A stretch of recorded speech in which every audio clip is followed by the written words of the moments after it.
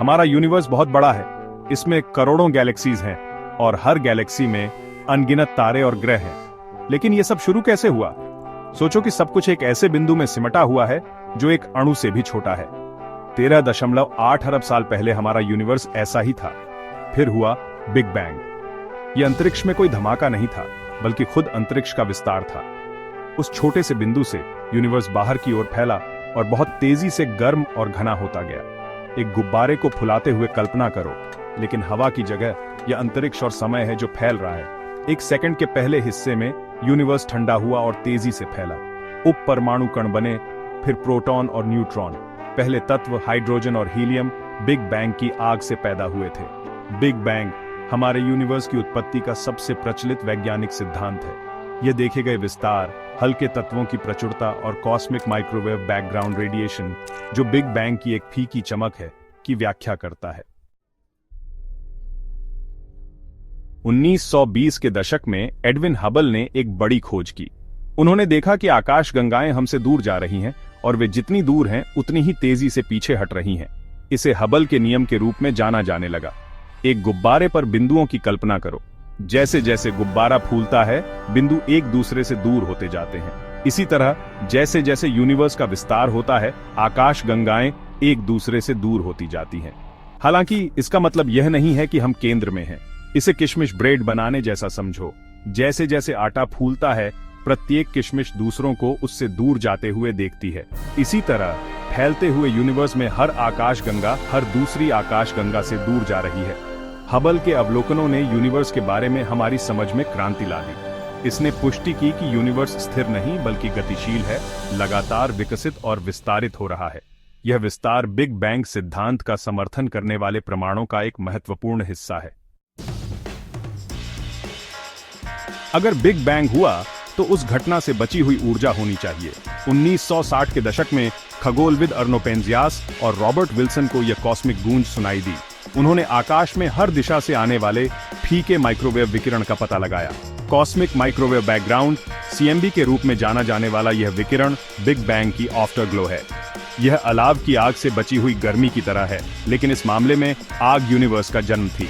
CMB हमें शुरुआती universe के बारे में बताता है, बिग बैंग के सिर्फ 3,80,000 साल बाद के बारे में।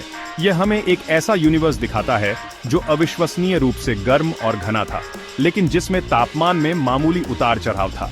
ये उतार चढ़ाव बाद में आकाशगंगाओं और आकाशगंगा समूहों के निर्माण का कारण बने। CMB की खोज बिग बैंग सिद्धांत के लिए एक बड़ी जीत थी। इसने इस बात का प्रमाण दिया कि यूनिवर्स वास्तव में अरबों साल पहले एक गर्म, सघन अवस्था से उत्पन्न हुआ था।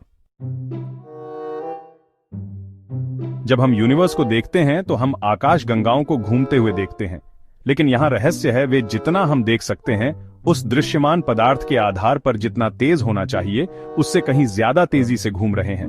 यह ऐसा है जैसे कोई अदृश्य हाथ उन्हें खींच रहा है। इस अदृश्य हाथ को हम डार्क मैटर कहते हैं। यह प्रकाश के साथ परस्पर क्रिया नहीं करता है, जिससे यह दूरबीनों के लिए अदृश्य हो जाता है। लेकिन हम जानते हैं कि इसका अस्तित्व है क्योंकि दृश्यमान पदार्थ पर इसके गुरुत्वाकर्षण प्रभाव हैं। एक तनी हुई चादर की कल्पना करो। यदि आप उस पर एक बॉलिंग बॉल रखते हैं तो चादर नीचे झुक जाएगी। अब कल्पना कीजिए कि अदृश्य वस्तुएं चादर को नीचे खींच रही हैं, जिससे और भी गहरे निशान बन रहे हैं। स्पेस टाइम के ताने बाने के साथ डार्क मैटर यही करता है। डार्क मैटर यूनिवर्स के द्रव्यमान का लगभग 85% हिस्सा बनाता है, जबकि हम इसे सीधे नहीं देख सकते हैं। इसका गुरुत्वाकर्षण प्रभाव आकाशगंगाओं और आकाशगंगा समूहों के वितरण को आकार देता है। ब्रह्मांड की संरचना और विकास को जानने के लिए डार्क मैटर को समझना बहुत जरूरी है। भाग 5, त्वरित ब्रह्मांड, डार्क एनर्जी की खोज। 1990 के दशक के अंत में खगोलविदों ने एक चौंकाने वाली खोज की। उन्होंने पाया कि यूनिवर्स का विस्तार केवल जारी नहीं है, यह तेज हो रहा है। इसका मतलब है कि कुछ यूनिवर्स को अलग कर रहा है, गुरुत्वाकर्षण के खिलाफ काम कर रहा है। इस रहस्यमय शक्ति को डार्क एनर्जी कहा जाता है। यह डार्क मैटर से भी ज्यादा मायावी है और हम इसके बारे में बहुत कम जानते हैं। एक संभावना यह है कि यह अंतरिक्ष की एक संपत्ति है, एक तरह का गुरुत्वाकर्षण विरोधी जो हर चीज को अलग करता है। इसे एक गुब्बारे को उड़ाकर देखने जैसा समझें और ध्यान दें कि यह तेजी से और तेजी से फैल रहा है, भले ही आप जोर से नहीं फूंक रहे हो। डार्क एनर्जी यूनिवर्स के साथ यही करती हुई प्रतीत होती है। डार्क एनर्जी यूनिवर्स के कुल ऊर्जा घनत्व का लगभग 70% हिस्सा बनाती है। इसकी खोज का यूनिवर्स के भविष्य पर गहरा प्रभाव पड़ता है। यह बताता है कि यूनिवर्स का हमेशा के लिए विस्तार होता रहेगा, समय के साथ ठंडा और गहरा होता जाएगा। भाग 6, cosmic abyss journey into a black hole. Black hole universe की सबसे आकर्षक और रहस्यमय वस्तुओं में से है। वे स्पेस टाइम के क्षेत्र हैं जहां गुरुत्वाकर्षण इतना प्रबल होता है कि कुछ भी नहीं, यहां तक कि प्रकाश भी नहीं बच सकता। वे तब बनते हैं जब विशाल तारे अपने जीवन के अंत में ढह जाते हैं। एक ऐसी जगह की कल्पना करो जहां स्पेस टाइम का ताना बाना असीम रूप से विकृत हो, जिससे एक अथाह गड्ढा बन जाए। यही ब्लैक होल है। जो कुछ भी घटना क्षितिज को पार करता है, वापसी का बिंदु हमेशा के लिए फंस जाता है। जैसे ही पदार्थ ब्लैक होल में गिरता है, यह गर्म हो जाता है और तीव्र विकिरण का उत्सर्जन करता है। हम इस विकिरण का पता लगा सकते हैं, भले ही हम ब्लैक होल को स्वयं नहीं देख सकते हैं। Black hole cosmic vacuum cleaner की तरह होते हैं, जो अपने आसपास के पदार्थ और ऊर्जा को चूस लेते हैं। हमारे अपने मिल्की वे सहित अधिकांश आकाश गंगाओं के केंद्र में सुपरमैसिव ब्लैक होल हमारे सूर्य के द्रव्यमान से लाखों या अरबों गुना निवास करते हैं। ये ब्रह्मांडीय दिग्गज आकाश गंगाओं के विकास में महत्वपूर्ण भूमिका निभाते हैं।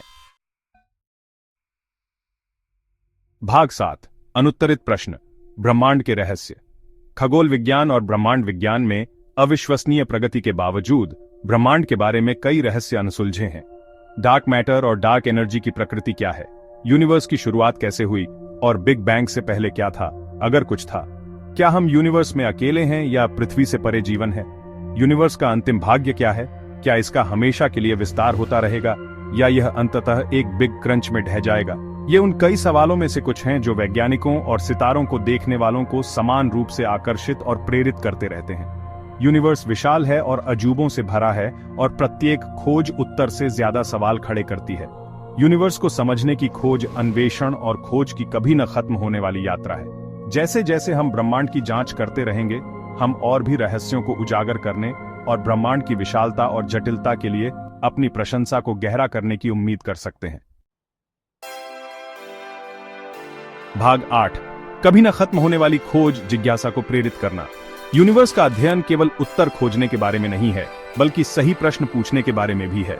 यह मानव ज्ञान की सीमाओं को आगे बढ़ाने और अज्ञात की खोज करने के बारे में है। ये अपने आप में और आने वाली पीढ़ियों में आश्चर्य और जिज्ञासा को प्रेरित करने के बारे में है। हम सब अपने अपने तरीके से खोज करता है। हर बार जब हम रात के आकाश की ओर देखते हैं, तो हमें यूनिवर्स की विशालता और इसके अनगिनत रहस्यों की याद आती है। हम और जानने, आगे की खोज करने, सवाल पूछते रहने के लिए प्रेरित होते हैं। यूनिवर्स हमारा अंतिम मोर्चा है। यह अनंत संभावनाओं का स्थान है, जहां सीमाएं केवल हमारी कल्पना और तलाशने की हमारी इच्छा है। जिज्ञासा को अपनाकर और ज्ञान का अनुसरण करके हम ब्रह्मांड के रहस्यों को उजागर करना जारी रख सकते हैं और आने वाली पीढ़ियों को भी ऐसा करने के लिए प्रेरित कर सकते हैं। याद रखें, यूनिवर्स हमसे अलग, बाहर की कोई चीज नहीं है। हम इसका एक हिस्सा हैं। इससे उन तरीकों से जुड़े हैं जिन्हें हम अभी समझना शुरू कर रहे हैं। हम यूनिवर्स के बारे में जितना ज्यादा सीखते हैं, हम अपने बारे में उतना ही ज्यादा सीखते हैं। भाग 9, ब्रह्मांड में हमारा स्थान, एक आखिरी विचार। जैसे जैसे हम यूनिवर्स की विशालता और इसके अनगिनत रहस्यों पर विचार करते हैं, वैसे वैसे चीजों की ब्रह्मांडीय योजना में अपने स्थान पर विचार करना विनम्र करने वाला होता है।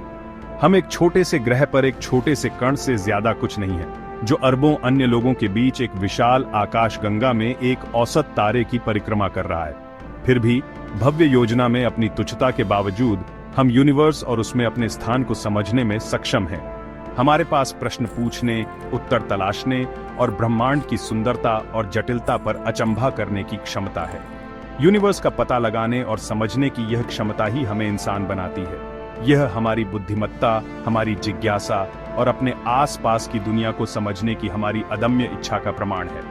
तो आइए हम तलाश करना, सवाल करना और ब्रह्मांड के अजूबों पर अचंभा करना जारी रखें। यूनिवर्स बुला रहा है, क्या आप जवाब देंगे?